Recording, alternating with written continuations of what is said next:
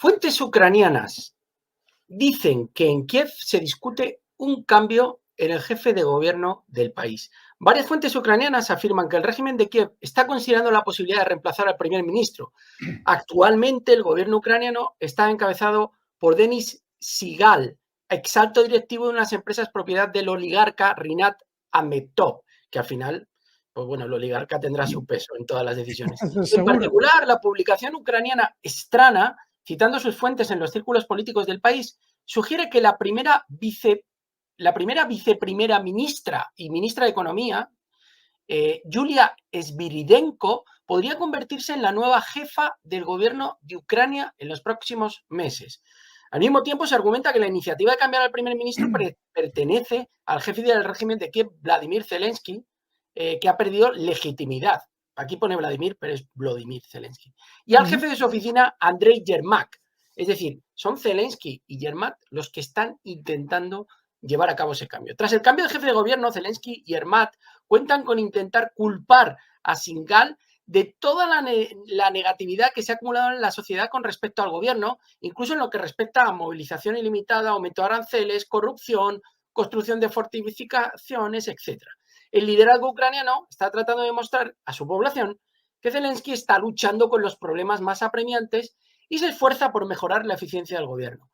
Además, según la fuente, la idea de sustituir a Sigal por Sviridenko, bueno, puede causar disgusto en los supervisores occidentales que pueden no aprobar este tipo de cambios de personal en el gobierno ucraniano y obligar a Zelensky a nombrar a otro candidato para el primer ministro, como suele ocurrir en los países, entre comillas, independientes. Esta mecánica de Zelensky. Recordad que el año pasado, cuando se iba a llevar a cabo aquella desastrosa, la que resultó ser una desastrosa contraofensiva, en verano, por cierto, este verano siguen con ello y ya os hemos comentado aquí qué es lo que más probablemente va a pasar. Estuvo anunciándola a los cuatro vientos durante meses. Cuando efectivamente ya, después de haberla avisado, los rusos se habían preparado y fue un auténtico desastre, después decía que es que, claro, que la contraofensiva había sido un desastre porque alguien se le había comunicado a los rusos. Vamos, que no tiene absolutamente ninguna intención de aceptar los mismos hechos que él lleva a cabo con anterioridad. Con lo cual, no hay ninguna duda. Para mantenerse en el poder, va a necesitar efectivamente buscar muchos chivos expiatorios. Y ojo, porque estos días atrás se hablaba de que Zelensky iba a proponer un plan de paz a finales de año.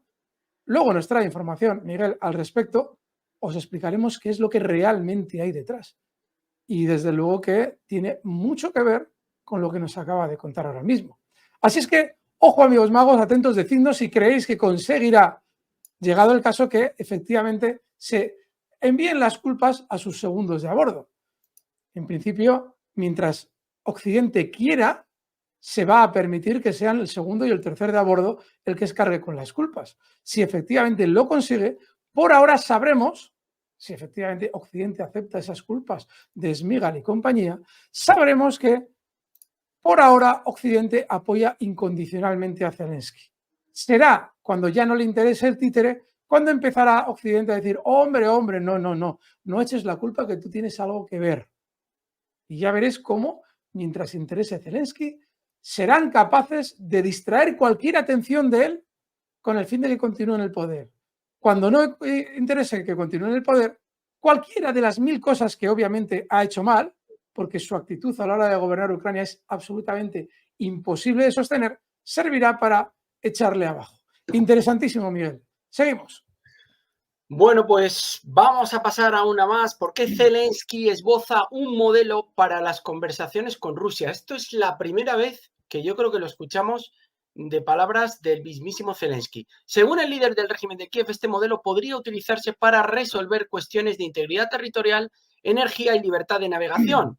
Ucrania puede encontrar un modelo en el que se puedan hallar soluciones de acuerdo con los documentos, pasos y modalidades pertinentes, afirmó al ser preguntado si Kiev podría mantener conversaciones con el presidente de Rusia, Vladimir Putin. Zelensky recordó que este modelo se utilizó por primera vez al firmar el acuerdo sobre el corredor de cereales en el Mar Negro, cuando Kiev y Moscú negociaron en paralelo con la ONU y Turquía. Los dos acuerdos espejo que Turquía y la ONU firmaron con Ucrania y por separado con representantes rusos. Esto funcionó, indicó Zelensky. Según el líder de Kiev, este modelo podría utilizarse para resolver cuestiones de integridad territorial, energía y libertad de navegación, como os decíamos al principio de la noticia. Afirmó que representantes de países de cualquier región podrían actuar como mediadores. Según Zelensky, se trata no solo de Europa y Estados Unidos, sino también de muchos continentes como Asia, la región del Pacífico, África y América Latina. Hasta ahora solo tenemos este modelo, concluyó. Dmitry Peskov subrayó que Rusia sigue abierta a cualquier diálogo sobre Ucrania, pero siempre que se alcancen sus objetivos. El presidente Putin ha dicho en repetidas ocasiones que la Federación Rusa está abierta a cualquier comunicación, a cualquier diálogo para alcanzar los objetivos que nos fijamos. El presidente mantiene esta apertura, lo ha dicho repetidamente, y Putin siempre ha destacado que Rusia nunca se ha negado a las negociaciones de paz para poner fin al conflicto, subrayando que esas conversaciones deben basarse en el sentido común en lugar de ultimátums y que deben llevarse a cabo con un gobierno legítimo de Ucrania. Importantísimo lo que estamos viendo en esta información. Importantísimo. En primer lugar, lo que dice Zelensky es mentira, es falso. ¿Por qué? Porque el propio gobierno de Zelensky instó una ley que se aprobó para impedir a Ucrania y Rusia negociar mientras Putin siguiera en el poder. ¿Habéis visto en el artículo que nos ha leído Miguel algo a ese respecto? No, Zelensky nos está diciendo que, hombre, que la paz es posible, que se puede hablar, que se puede hacer tal, que se puede hacer cual. Lo tienes prohibido por ley, es más, tú lo has instado. Hay una razón, por la que desde el viernes ya tenemos información de que Zelensky estaría dispuesto a hablar con Rusia. Y cuando pasamos por Arestovich, que viene enseguida, la vamos a explicar.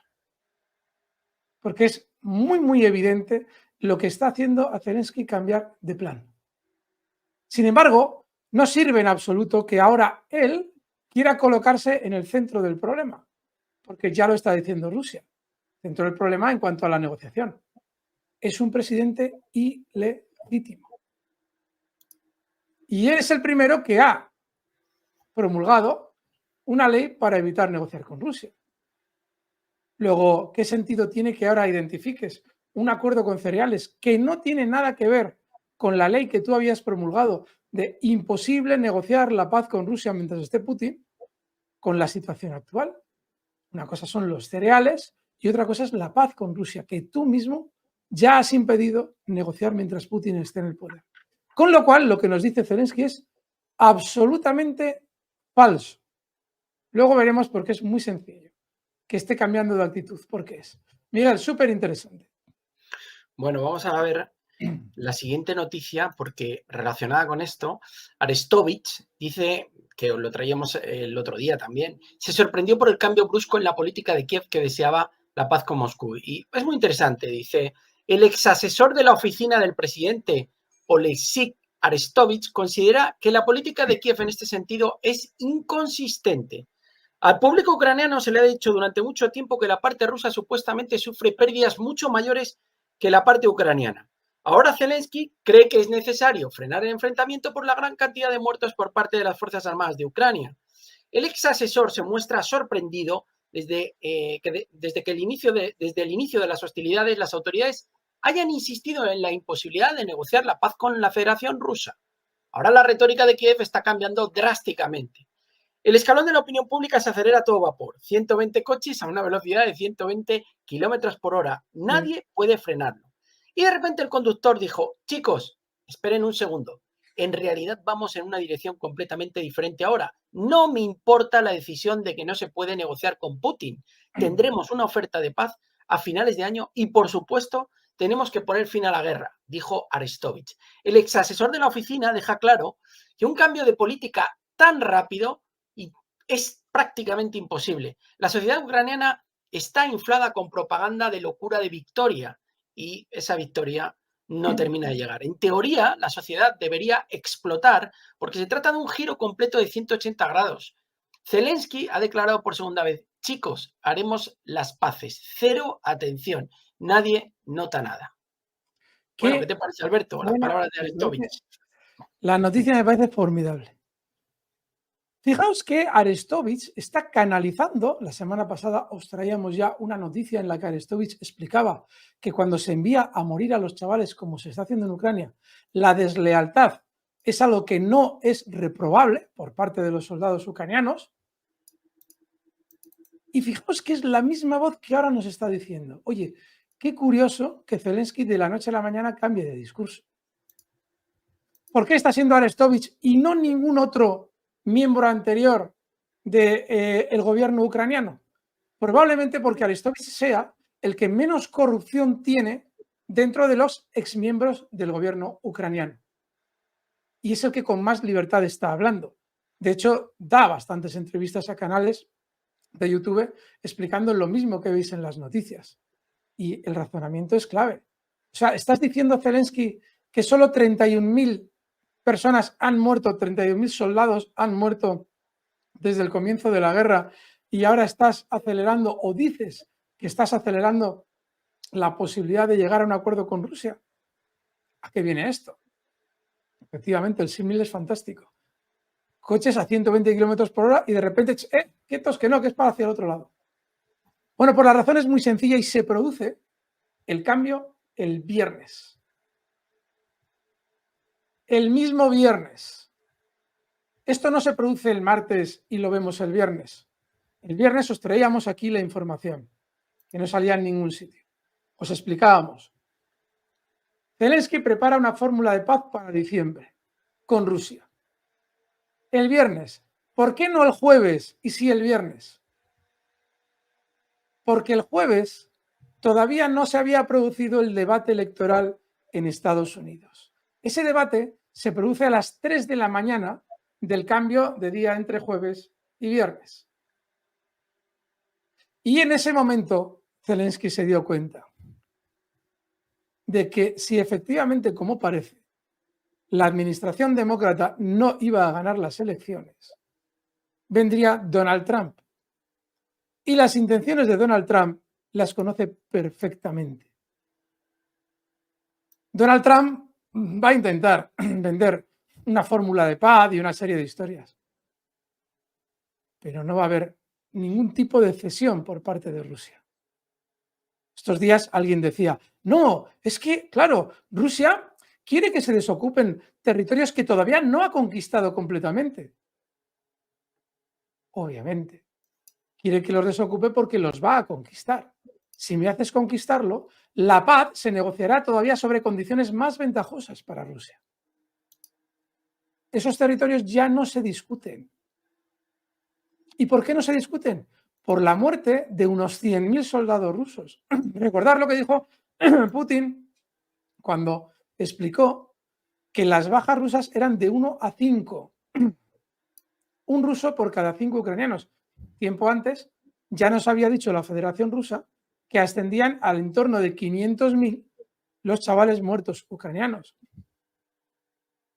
Claro que tú te vas a tener que retirar de los territorios, aunque yo no los haya conquistado completamente. Y eso va a ser así, lo digas como lo digas. Y Zelensky lo está empezando a ver. Y como se está dando cuenta de que ese sería su fin absoluto, está intentando sobrevivir. ¿Y cómo va a intentar sobrevivir con la administración Trump? Intentando hacerse imprescindible. ¿Y eso cómo es? Generando un plan de paz él. Porque si no se sigue el plan de paz que va a generar él, quienes van a acabar con Zelensky son los propios ucranianos. Es decir, si mañana llega Donald Trump y dice, se acabó la película, se le da a Rusia lo que pide y fin del asunto, el que cae es Zelensky. Y cuando hablamos de caer, no hablamos de caer, de ser defenestrado y de caer en el olvido solamente. Igual cae de una manera todavía más grave o más dolorosa para Zelensky que esa. Así es que, amigos, efectivamente, tenemos que ir acostumbrándonos durante las próximas semanas y probablemente meses a entender que Zelensky vio el debate. Y tal y como vio el debate, está empezando a ver su futuro. Negro, negro, negro. Poned, por favor, en comentarios qué sensaciones os producen esas palabras de Zelensky? El Pentágono quiere alimentar a las tropas con carne experimental. El interés del organismo militar es reducir la huella de carbono. Biomate, una empresa financiada por el Departamento de Defensa de Estados Unidos, abrió una convocatoria de proyectos de investigación para alimentar a los soldados estadounidenses en entornos operativos con carne cultivada en laboratorio. Es una iniciativa con la que se intenta reducir la huella de carbono. Ay, qué mal me huele esto, Alberto. Pues sí.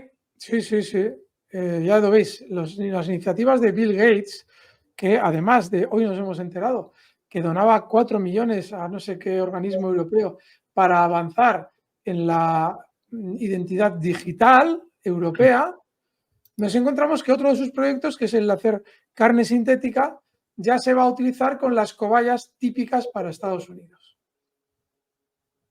Y es lamentable que vayan a ser los chicos del ejército estadounidense que efectivamente, como siempre, nos dirán que es que ellos cuidan mucho de su tropa, pero le van a dar carne artificial, con todos los problemas que va a generar un alimento que está todavía por experimentar.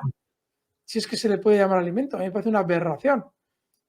Claro, como no les pueden dar cucarachas y grillos, que es con lo que intentan alimentar a la población mundial si pueden, pues carne sintética.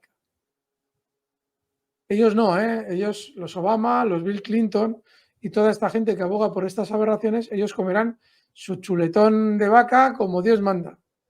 Pero no, los chavales del ejército estadounidense, carne sintética para experimentar literalmente con ellos.